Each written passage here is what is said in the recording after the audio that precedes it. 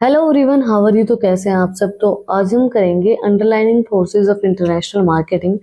In our previous video we will study about problem and challenges of international marketing. अगर आपने वो video नहीं देखी है तो उसका जो लिंक है वो डिस्क्रिप्शन के अंदर है, आप लोग जाके चेक कर सकते हैं। तो स्टार्ट करते हैं। Underlining forces of international marketing. When it comes to international marketing there are several key forces at a plan that influence how business operate globally. Some of the underlying forces of international marketing includes, देखो एक ये similar से ये दोनों topic हैं कि क्या क्या प्रॉब्लम क्या क्या चैलेंजेस फेस करने पड़ती है इंटरनेशनल मार्केटिंग के अंदर, और अंडरलाइनिंग फोर्सेस क्या होंगे इंटरनेशनल मार्केटिंग के अंदर। तो फर्स्ट हमारा दिया गया है globalisation. The interconnectedness of economic and culture around the world has a significant impact on international marketing. Companies need to adapt their strategy to create and diverse markets and consumer preference.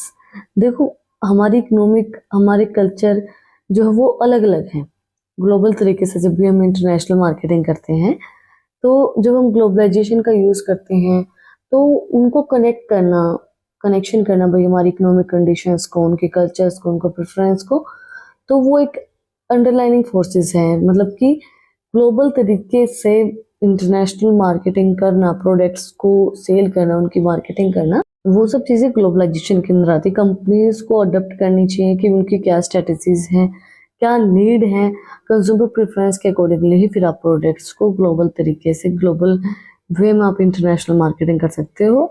आपको understand करना पड़ेगा कि consumer की क्या preference है, क्या need है, उस तरीके की फिर आपको स्ट्रेटजीज यूज करनी पड़ेंगी। नेक्स्ट है technology.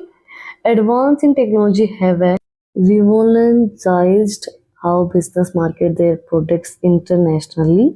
Digital marketing, social media, and e-commerce platforms have opened up new opportunities for reaching global audience. देखो ग्लोबल ऑडियंस को रीच करना आप किस तरीके से रीच कर सकते हो? टेक्नोलॉजी की हेल्प से।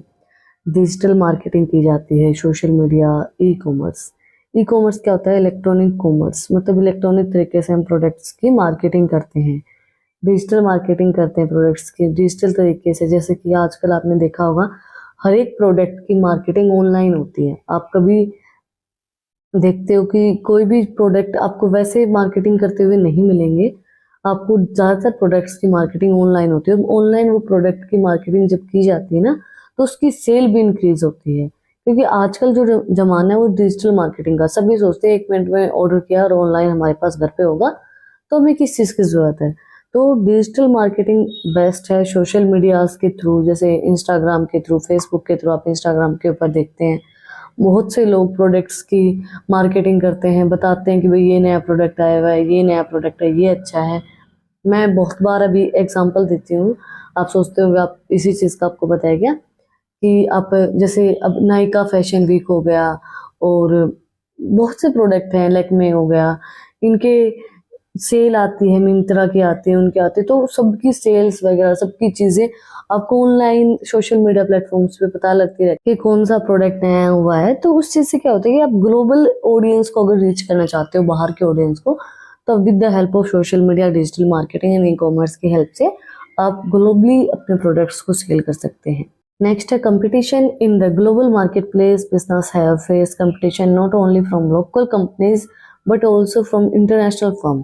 Understandings and response to competitive forces in critical for success in international marketing. Competition बहुत ज़्यादा है भाई। अब आपको पता है कि इतने प्रोडक्ट आए हुए हैं मार्केट के अंदर, कितने सारे हैं, आप सब सोचते हैं ये लूँ, ये अच्छा है, ये अच्छा है, ये अच्छा है।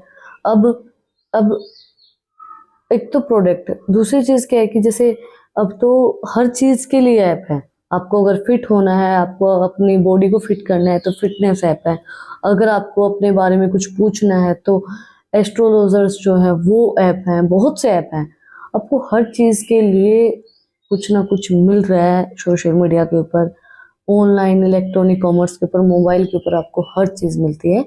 तो कंपटीशन ग्लोबल तरीके से बिजनेसेस के अंदर बहुत ज़्यादा है, और क्या है कि मार्केट के अंदर भी बहुत ज़्यादा है। अगर आप जैसे फॉर एग्जांपल आप सोशल मीडिया पे मार्केटिंग नहीं कर रहे हैं, तो अगर आप बाजार में जाएंगे, मार्केट के अंदर जाएंगे, तो वहाँ भी बहुत ज़्यादा कंपटीशन है।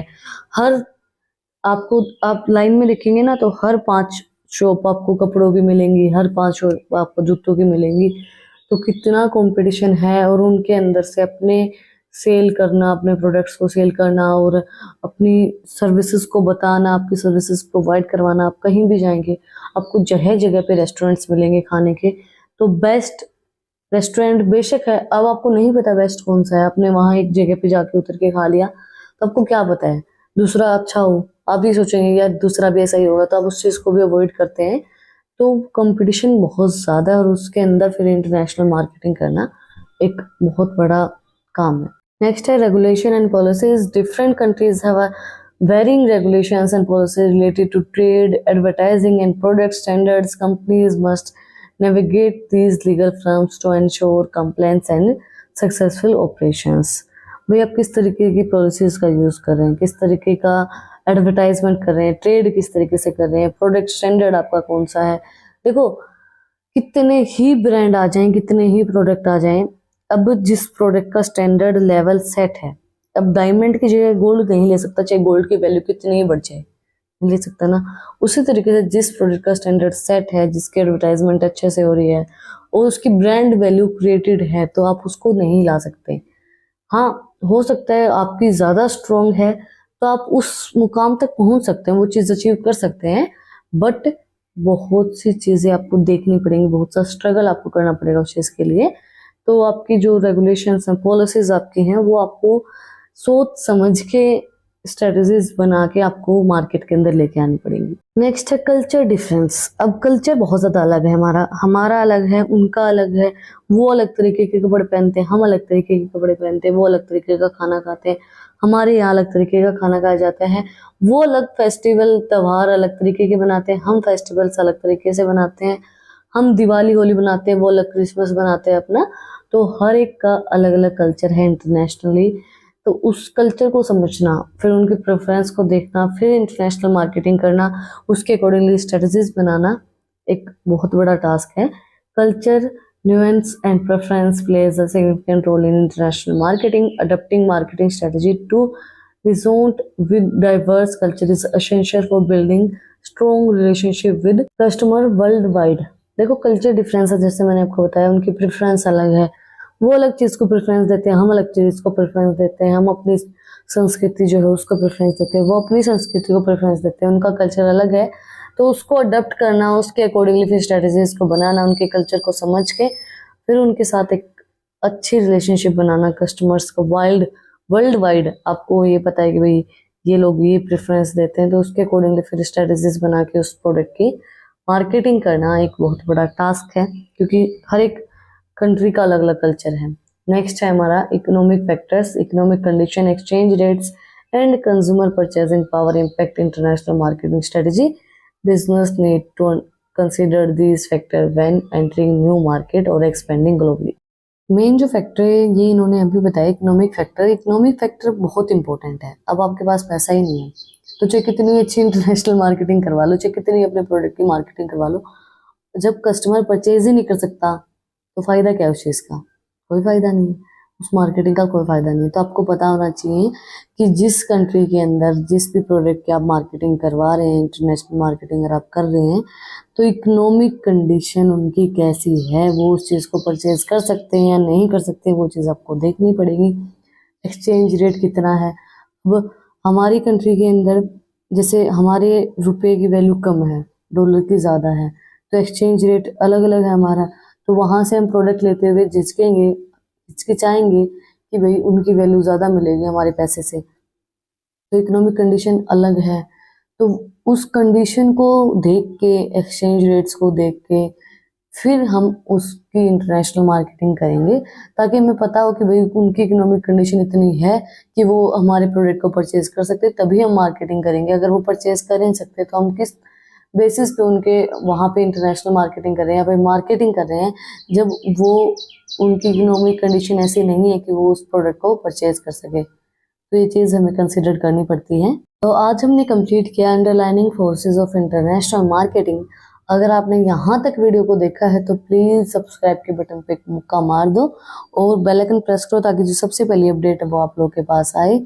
और अगर आपको आज की वीडियो पसंद आई तो आप लोग को पता ही क्या करना है, कमेंट सेक्शन में मुझे बताना है कि आपको वीडियो कैसी लगी। कोई भी डाउट है तो वो भी आप लोग कमेंट सेक्शन में मुझसे पूछ सकते हैं। और अगर आपको इन टॉपिक्स की PDF चाहिए तो टेलीग्राम चैनल का लिंक भी डिस्क्रिप्शन में है, वहाँ पे जाके आप मुझे सब्सक्राइब कर सकते हैं।